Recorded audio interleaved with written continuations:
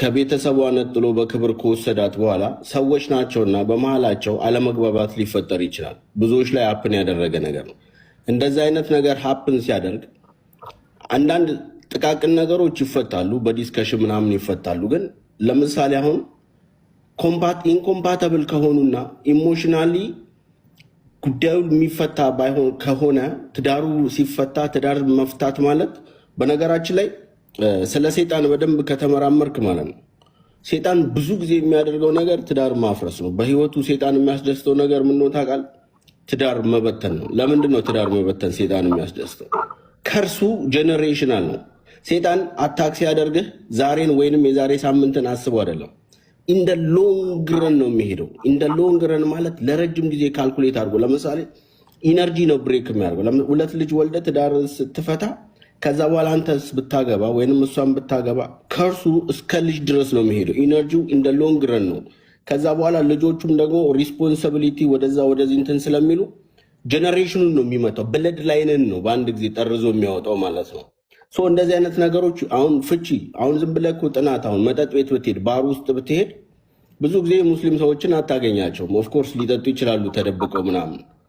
ወንድ ልጅ ብዙ ጊዜ መጠጥ ቤት ጭፈራ ቤት የሚሄደው ከብዙ ነገር ውስጥ አንዱ ሴትን ፍለጋ ጭምር ነው። ያ ደግሞ የሚያመጣቸው አጠቃላይ ማህበራዊ ቀውሶች አሉ። ከጤና ጀምሮ ለምሳሌ ከጸጸት ጀምሮ ቅድም ያልኳቸው ነገሮች ከበሽታ ጀምሮ ከጊዜ ጀምሮ ከዛ ደግሞ ከቤቱ ወጥቶ አምሽቶ ሲገባ ደግሞ ቤቱ ውስጥ ያለችው ሚስት ደግሞ በነገር ነው የምጠብቀው። አጠቃላይ የላይፍ ሰርክሉን ምን አቢዩዝ ያደርገዋል ማለት ነው። ኢነርጂው ድሬን እየሆነ ነው የሚመጣው። ከዛ እንደዚህ አይነት ወጣት ወደ እርጅና ነው እየተጣደፈ የሚሄደው። ቢኮዝ ጸጸት በዚህ በኩል አለ፣ በዚህ በኩል ደግሞ ሃይማኖታዊ ሰርች አለ ይላል፣ በዚህ በኩል ቀውስ አለ፣ በዚህ በኩል ፋይናንሻል ክራይሲስ አለ። እድሜውን ሳያጣጥም ራሻፕ ነው የሚሆነው። በጣም አንዳንድ ሰዎች ባይዘው ብዙ ጊዜ ቺት የሚያደርጉ ሰዎች፣ መጠጥ የሚያበዙ ሰዎች፣ ጭፈራ ቤት የሚውሉ ሰዎች ቶሎ ነው የሚጎብጡት፣ ቶሎ ነው። መጽሐፍ ቅዱስም ይላል በጣም ቺት ባረክና በጣም እንትን ባልክ ቁጥር መቅኔ እንትን እየሳተ አጥንትህ እየሳሳ ምናምን ስነ ልቦና እየደከመ ምናምን ነው የሚመጣው ማለት ነው።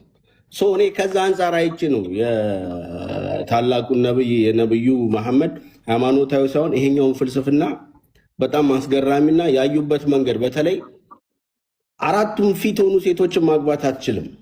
አራቱም ፊት ሆኑ ሴቶች ለምሳሌ እኮ ባሏ የሞተባት ዊዶድ የሆኑ ሴቶች አሉ።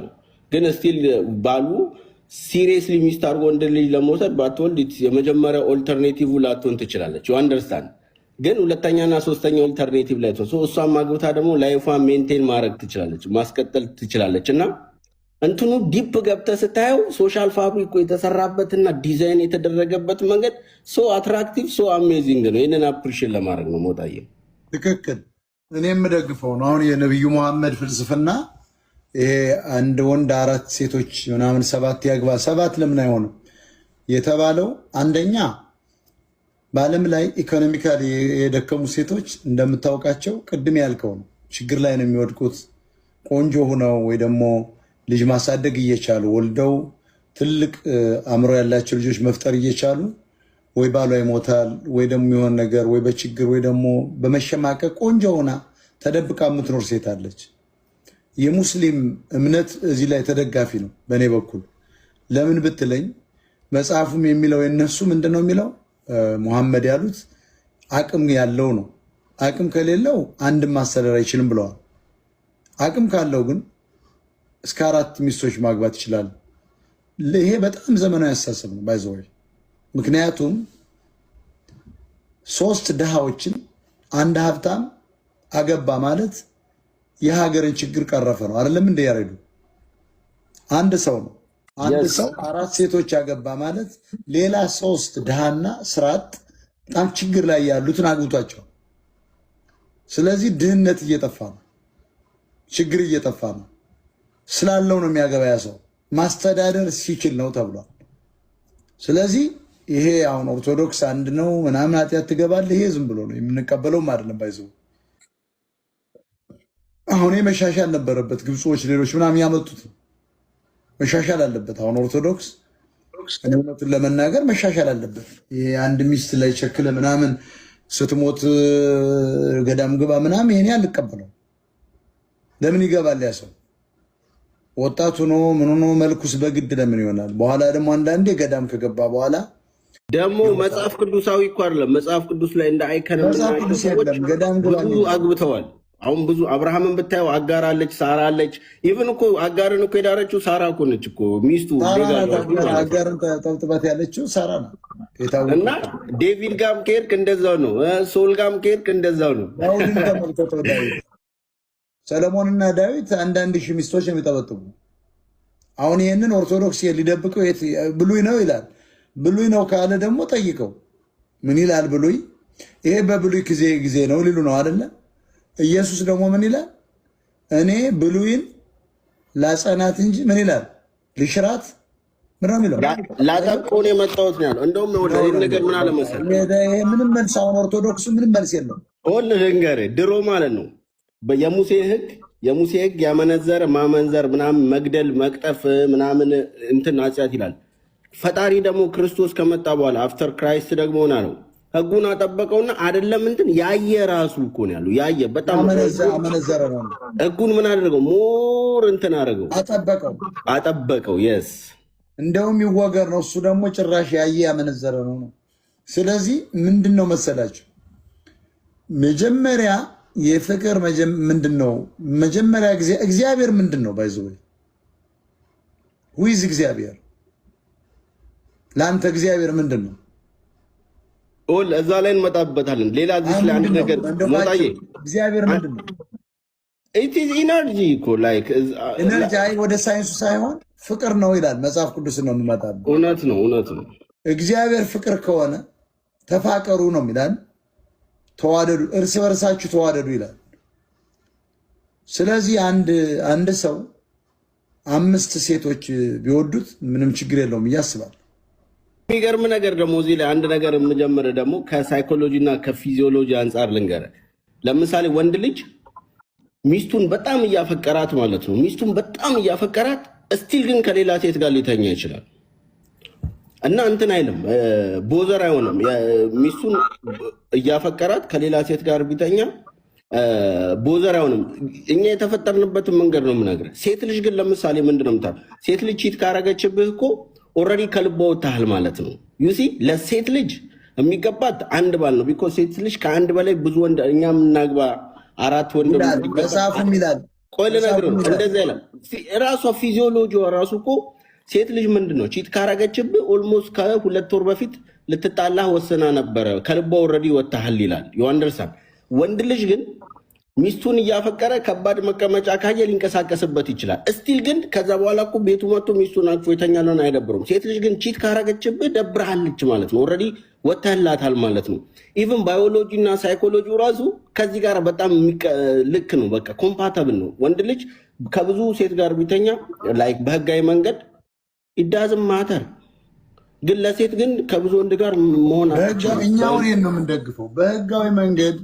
ኦርቶዶክሶችም አሁን ሊያሻሽሉ ይገባል። ያረዱ አሁን የኦርቶዶክስ ጳጳስ ሳይመክ ጳጳስ ሹመው ይሄ እኮ ከባድ ወንጀል ነው። ትግሬዎች ያን ነው እያደረጓል። ወያኔዎችን ነው ምን አሁን ስቲል ጳጳስ ሳይሆን ጳጳስ ተሹሟል። የአሁን ኦርቶዶክሱ ይሄን ስትለው ይሄን ሳይቃወም እንዴት 4 ሚስት ይፈቀዳል ይላል። 4 አይደለም። እኔ እንደውም ገደብ አይኖረው ገብቷል። ገደብ አይኖረው የኢኮኖሚ ጣራው ብቻ ሲያቆም ቢያቆም አላሙዲያውን 2000 ማግባት የሚችል ሰው ነው። አለመስክ 1 ሚሊዮን ማግባት ይችላል። አይችለውም እንጂ 1 ሚሊዮን ተዳርሶ በአጥንቱ ይቀራል እንጂ መጓዝ ሲጓዝ ይፈሳ ይሆናል እንጂ አሁን አለመስክ 1 ሚሊዮን ቺኮች ይገባዋል። ተመልከት። በዚያን ጊዜ በድንቁርናው ዘመን እነ ዳውድና እነ ዳዊት 700 እነ ሶል 1000 አንቀሳቅሰዋል። 1500 ምናምን አንቀሳቅሰዋል እኮ። እንደዛ በህጋዊ መፈቀድ ያለበት ምንድን ነው? አሁን እኮ መጠጥ ቤት ስትሄድ ሚስቱን ቤቱ አስቀምጦ እኮ መጠጥ ቤት ቺክ የሚገዛው እኮ እየተንቀሳቀሰ ነው ያለው በድብቅ። ከዚህ ሁሉ አላቆመም ነው የምልህ እኮ። ለምን አይመጣም በህግ? ለምን አይሆንም? በቃ ስላላቆመ በህግ የወደዳትን እንደዚያችኛዋ ሚስት ማምጣትና ማስቀመጥ በቃ ሰላሙን ያገኛል፣ ሚስቱም ሰላሙን ታገኛለች፣ ሚስቶችም ሰላም ያገኛሉ። ተባብረው ደግሞ የተባበሩት መንግስታት ይሆናሉ ቤት ውስጥ።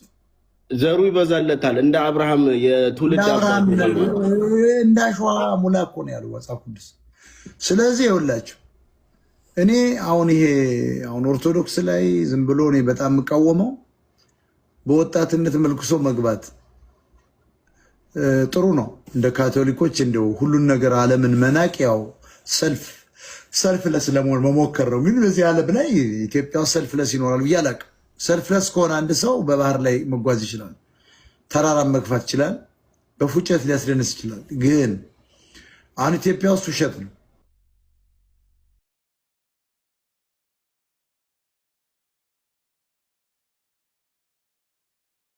ሚዩት ነው አትሰማም።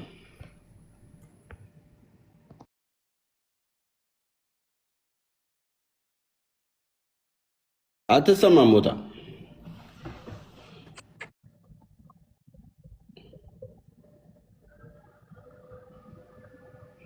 እስከዛ ጎጂ የምትለው ነገር ካለ መጣለሁ። አሁን እኔ እያልኩ ያለሁት ምን መሰለህ፣ ሰዎች በዝሙት ከሚሰቃዩ ይሄዱ እንደዚህ ትዳር ከሚያፈርሱ ኦርቶዶክስ ሊያሻሽል ይገባል ነው። ጳጳስ ሳይሞት ጳጳስ ይሾማል ብሎ አሻሽሎ ጾምንም ማሻሻል አለበት። ለምሳሌ አሁን ይሄ ሮብ ዓርብ በየትኛውም ቤተክርስቲያን የለም። አይተህ ከሆነ ግሪክ የለም፣ ራሽያ የለም፣ የአሜሪካ የለም። እንግዲህ እነሱ ሃይማኖት የፈጠሩት ራሱ እነ ሶሪያ የላቸው። ስለዚህ እኔ እያልኩ ያለሁት እኔና ያሬድ እያልን ያለ ነው ዝሙትን ለማበረታታት ፈልገናል። ዝሙት እንዲቀር ነው ያሬድ ያለው። እኔ ባይዘው ይህን ትምህርት ያመጣው ያሬድ ነው እና ልጅቷ ያቺ ቀልደኛዋ ኦሮሞ ቅድም ስለቀለደች ነው። አንድ ነገር ልንገራችሁ። ቅድም አሁን ይጨቃጨቅ የነበረው ልጅ አልገባውም። አሁን የያሬድ ፍልስፍና ምንድን ነው? ሁልጊዜ መጠጥ ቤት የሚሄዱ ሰዎች ነው አይደለም ያልክ ያሬዶ? መጠጥ ቤት እየሄዱ ምናምን ገንዘብ ያወጣሉ። ባይ ዘ ወይ ልክ ነው። ላይክ ሞስት ኦፍ ላይክ 90% ወንድ እንደዛ ነው። አዎ አይ ሴትም አለ ግን እንዳለ ሆኖ አይደለም። አሁን ያሬዶ ያለውን ነገር አስተሳሰብ ነው። ያሬድ ያለው አስተሳሰብ ምን መሰላችሁ? አሁን ለምሳሌ አንድ ሰው ሙስሊም ብዙ ጊዜ መጠጥ ቤት አይሄዱም ነው። አንዳንድ ተደብቆ የሚጠጡ ሊኖሩ ይችላሉ። ትክክል ነው። መጠጥ ቤት በጣም የረከሰ ነው። ባይዘው እኔ አሁን መጠጥ ቤት እንዴት እንደጠላው መጠጥ በጣም እየጠላው ነው። ብዙም አልሄድም፣ ግን መጠጥ ቤት እየጠላው ነው። መጠጥ ቤት አያስፈልግም። በቃ አንደኛ አባውት ስለ ሙስሊም ስለ ሸሃ የሚባሉትና ሌላ ደግሞ ምን ነበር የሚባሉት አሉና እስኪ ስለሱ ጥያቄ ጠይቂኝ። እሱኛ አንሄድም። እኛ ወደ ዲፕ ሃይማኖታዊ ቅንትና ነው። እኔ ገና በዚህ ሳምንት ነው ያወቅኩትና ላይክ በጣም የኛ ሃይማኖት አስተማሪ አይደለንም እኮ። ሙስሊም መሆን ከፈለግሽ እዛ ሼኮች ጋር አይደለም፣ ሞጣ ሼክ አይደለም ሞጣ ገና ነው። ስፔሲፊክ እኮ አንቺን ነው የጠየኩሽ። ላይክ ምን አሁን ሃይማኖታችሁ አይደለም እኛ ጫውተን ነው። እናንተ ውስጥ ገብታችሁ እኮ ነው ስለ ክርስቲያኒቲ ያወራችሁ ያላችሁ። ኦርቶዶክስ እንደዚህ ነው፣ ኦርቶዶክስ እንደዛ ይሆን። ስለ ምስት ላይ ነው እያወራን ያለው። ምስት ይወዳሉ ወንዶቹ፣ ሁለቱም ይወራዱ አይደል? ያሬዱ እኛ ያስተማርነው ትምህርት ይሁን እያልን አይደለም። ያሬዶ የመጣበትና ቅድም ከልዩ ጋር ከቀሚስ ለበሽ ጋር ስለተጣሉ ነው። እኔም ይቀጥል ያልኩ የሙስሊም አሁን የሙሐመድን አስተምሮ የደገፈበት ምክንያት እየተደበቀ ችት ከሚያደርግ እየተደበቀ ከሚሄድ የሚወዳት ካለች በግልጽ ለምን አያገባትም ነው። እና ይሄ የነቢዩ ሙሐመድ አስተምሮ ከሳይኮሎጂ ጋር የሚያያዝ ነው። ሰዎችን እድሜያቸውን የሚጨምር ነው። ያ አንደኛ ሴት ልጅ ሆርሞኗ ይቀየራል። በየወሩ ደግሞ ማንስትሬሽን ታያለች። አፍተር 39-40 በኋላ ደግሞ ሜኖፖዝ የሚባል ነገር አለ። ሴቶች ማንስትሬሽናቸው ይቆማል ምናምን እና ወደ ማረጡ ምናምን ይሄዳሉ።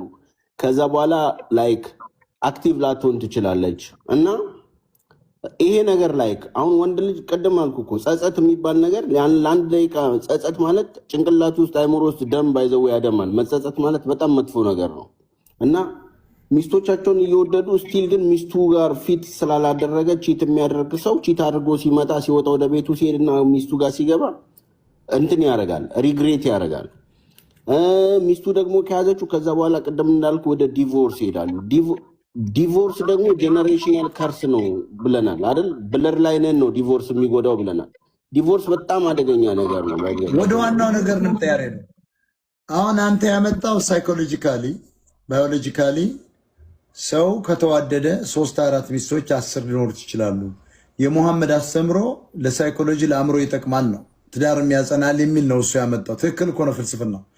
ግን ዋናው ነገር መጽሐፉም የነሱ የሚለው በጣም የሚገርም ግን ማስተዳደር የማይችል ሰው 4 ሚስት ማግባት አይችልም። ተመልከቱ፣ ሁሉም ሰው አልተፈቀደለትም። 4ቱን ለማስተዳደር የሚችል ሰው ሲሆን ነው። ስለዚህ በኢትዮጵያ ውስጥ 4 ሚስት ማግባት አይቻልም ማለት ነው። ለምን በል ያሬዱ ደሃ ሀገር ነው። እንኳን 4 አንዷን ሚስት ማስተዳደር አቅቶታል። ግን 4 እንዳገባ እንደውም ይሄ እኮ አሁን አንተ ያመጣው ደግሞ ሞቲቬት ሊያደርገው ይችላል። ለምሳሌ ወደ ስራ አንደኛ እነ እስራኤል ዳንሳንም ነፃ የሚያወጣ አስተሳሰብ እነ እስራኤል ዳንሳ እነ ዩቱባ ወለ ሞቲቬት ትሆናለህ እኮ። ልክ ነህ እኮ። ብዙ እኮ ጨላው እኮ ያለው እኮ ቻፖ ያለው ሰው እኮ አለ እኮ ብዙ በነገራችን ላይ እና ዝም ብሎ ሹገር ዳዲ ምናምን እየሆነ ልጆችን እያበላሸ በትንሽ ሳንቲም ምናምን እንትን ከሚል ፍራንክ ካለው በቃ የሚገርም እኮ ነው። ኢንጂነሪንጉን እኮ ዲዛይኑን እኮ ጨርሶታል። ፍራንክ ካለ ማኔጅ ማድረግ ከቻልክ በህጋዊ መንገድ ሄልዝን ጠብቀ መንቀሳቀስ ነው። ፍራንክ ከሌለ ደግሞ ምን ይላል መሰለህ? አሁን አንዱ ይኸውልህ መጽሐፍ ቅዱስ ጥቅሱን አልተረዳውም። ጋብቻ በሁሉም ዘንድ ይከበር። ቆይ እንግዲህ ይከበር፣ መኝታውም ንጹህ ይሁን፣ ምክንያቱም እግዚአብሔር በአመንዝሮችና በሴሰኞች ሁሉ ላይ ይፈርዳል። ዕብራውያን ትክክል እኮ ነው። እና እኛም እያልን እኮ አመንዝራነት እንዲቀር ሁልጊዜ እዚያ ጋር እየሄደ እየጠጣ እየሰከረ ከሚገባ ሚስቱን ከሚያስቸግር እኮ ነው። ገንዘብ ካለው ሴት ሊገዛ እየሄደ ነው በአብዛኛው እያለ ነው ያሬዶ እኮ እያለ ነው ያለው። ስለዚህ ያ ሰው ገንዘብ ካለው ሚስቱን አስፈቅዶ ቢያገባ ይሻላል ነው አይደለም? እንደ ያልከው አመለካከት ይሄ እኮ 100% ይሄ ነው። አሁን መጽሐፍ ቅዱስም እኮ ጋር አይጋጭም። መዘሞት ማለት እኮ ይሄ እኮ ነው፣ ያለ ፍቃድ ያለ ፍቃድ ነው። መዘሞት ማለት ባይዘው ሚስትየዋ ሳትፈቅድ ማድረግ ወይ ደግሞ ባልየው ሳይፈቅድ ማድረግ እንደማለት እኮ ገብቷቸዋል። እኛ አሁን ይኸውላችሁ ሴሰኝነትን ዝሙትን እየደገፍን አይደለም። እኛ ከሙሐመድ ነቢዩ ሙሐመድ የተባሉ ሰው አሳሰብና ጋርና ከሳይኮሎጂ ወይ ደግሞ ከሳይካትሪስት እንትን ጋር ነው እያየን ያለ ነው። ሳይካትሪስቶች እንደዚህ ይመክራሉ።